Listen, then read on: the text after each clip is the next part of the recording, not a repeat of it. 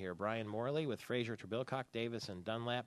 PC is in our Gillespie Group storefront studio. Good morning to you. Good morning, Michael Patrick. How are you? I thought we didn't have the death penalty in Michigan. We don't. The federal system does. This particular case, Mr. O'Reilly was involved in a robbery of an armored car. Because it was considered a bank robbery, the federal statutes provide that if somebody is killed in a bank robbery, you can either charge that, or that person can either be sentenced to life or death. And in this particular case, and I don't know the reasons why, the U.S. Attorney's Office in Detroit chose, well, I don't know if they have to. It'll wait till the jury comes back. But he is subject to death or life imprisonment under the federal system. So if he gets sentenced to death, do we do the job here in Michigan? You know, that's an interesting question, and I was trying to look at that. There is another. We actually have a prior inmate on death row from an incident on the west side of the state. He's currently in a federal prison in Terre Haute, Indiana. Oh. And I would assume, usually in the federal system, we only have one men's federal facility in Michigan, in Milan. That's a low-security prison. So you are almost all the time sent out of the state to another federal prison. Oh. Presumably, if you're sentenced to death, you'd be sentenced to a federal prison in a state that has death penalty capabilities.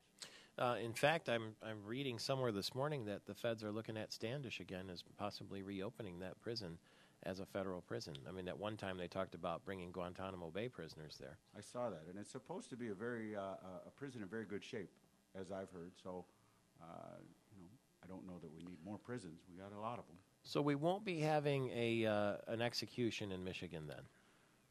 I wish I could say absolutely not. I don't think so. We had an execution. The last execution in Michigan was in 1938 in a federal matter in the Milan facility. Oh, really? The fellow was hanged. No kidding. But I don't know. I would imagine, consistent with the gentleman on the west side of the state that's on death row right now, he'd be sent to a federal facility in another state. Do you still get your choice, do you know, about how you want to exit if you're sent out? I think you do. If you recall, in Utah, not too long ago, a gentleman took firing squad. Just happened 4 or 5 weeks ago.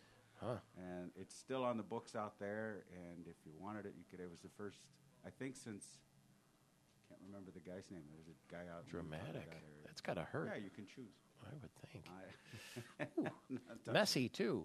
Not as good as the old injection, I guess.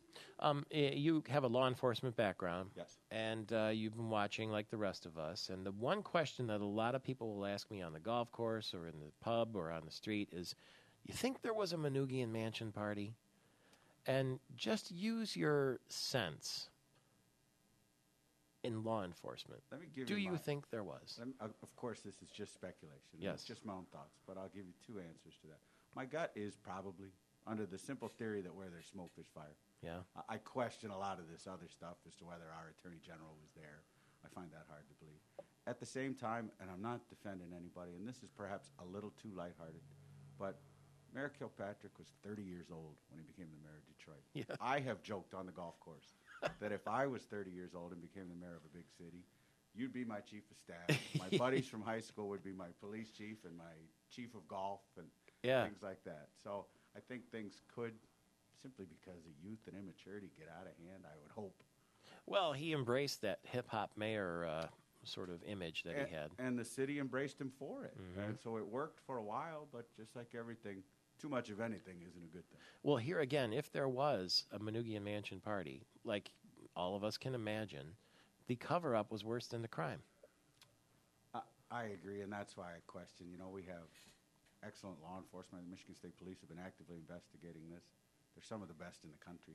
If they haven't found it out yet, ain't nobody that good to cover up that much, in my opinion.